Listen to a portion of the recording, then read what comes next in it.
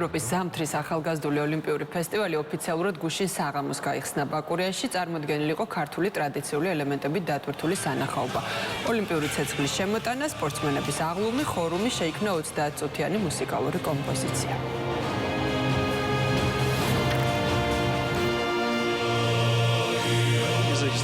ქართული სპორტისთვის ისტორიული დღეა. ბაკურიანში ოლიმპიური მშვიდობის ცეცხლის ანთება კიდევ ერთხელ ადასტურებს, რომ ჩვენ ყველას 45 ევროპულ ქვეყანას გვაერთიანებს ერთი საერთო მიზანი, ვიცხოვროთ ჯანსაღ, ერთიან და მშვიდობიან ევროპაში. საქართველოს შეასრულა დანაპირები და მსოფლიო რუკაზე დაიმკვიდრა თავი, როგორც ზამთრის სპორტისთვის მიმზიდველმა ქვეყანამ. ფესტივალი, რომელშიც 45 ქვეყნის 1000-მდე ათლეტი და 700-ზე მეტი ოფიციალური პირი მონაწილეობს, ამის ნათელი დასტურია. ამით ჩვენ შევუერთდით ევროპული ქვეყნების შვიდეულს, რომლებმაც როგორც ზაფხულის, ასევე ზამთრის ოლიმპიურ ფესტივალს უმასპინძლეს. ფესტივალისგან რაც შეიძლება მეტი მემკვიდრეობის დატოვება ქვეყნისათვის, ევროპის ოლიმპიური კომიტეტის ხედვაა, რაც სრულ თანხმედრაშია ჩვენს ხედვასთან. სწორედ ამიტომ ფესტივალი 3 ადგილას ბაკურიანში, ბათუმსა და თბილისში იმართება. განსაკუთრებით აღსანიშნავია, რომ ბათუმი და თბილისი პირველად მასპინძლობენ ასეთ დიდ შეჯიბრებას და ამით ახლებურად წარმოაჩენენ თავს მსოფლიოს თვალში. გამარჯობა საქართველოს კონტინენტის young athletes. მადლობა შესანიშნავი დახვედრისთვის უმშვენიერეს ბაკურიანში. თბილისში გამართული ევროპის ზაფხულის 13 ახალგაზრდული ოლიმპიური ფესტივალის წარმატების შემდეგ 10 წლის წინ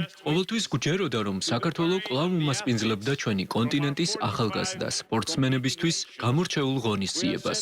უკვე ვგრძნობ, რომ ფესტივალის სული ცოცხალია და მკაფიოდ იგრძნობა აქ. უკვე შევესწარით საოცარ გამოსვლას. ვიხილეთ ჩვენი 45 მონაწილე ქვეყნის სპორტსმენთა აღლუმი. ევროპის ახალგაზრდული ევროპული ფესტივალები უმნიშვნელოვანეს როლს ასრულებს ევროპის ოლიმპიურ მოძრაობაში. ბევრი ჩვენი ახალგაზრდა სპორტსმენისთვის ეს იქნება პირველი საერთაშორისო შეჯიბრება, სადაც მათ შესაძლებლობა ექნებათ გამოავლინონ თავიანთი თავი და გამოსცადონ თავი ევროპის საუკეთესო სპორტსმენებთან. ჩვენი ევროპის ელჩების წყალობით თქვენ მიიღებთ იმ ფასეულობას და სულისკვეთებას, რომელიც ჩვენ გვაერთიანებს. როგორც გასულ ზაფხულს პარიზში ვიხილეთ და მომავალ წელს კვლავ ვიხილავთ. ყველა სპორტსმენს გისურვებთ წარმატებას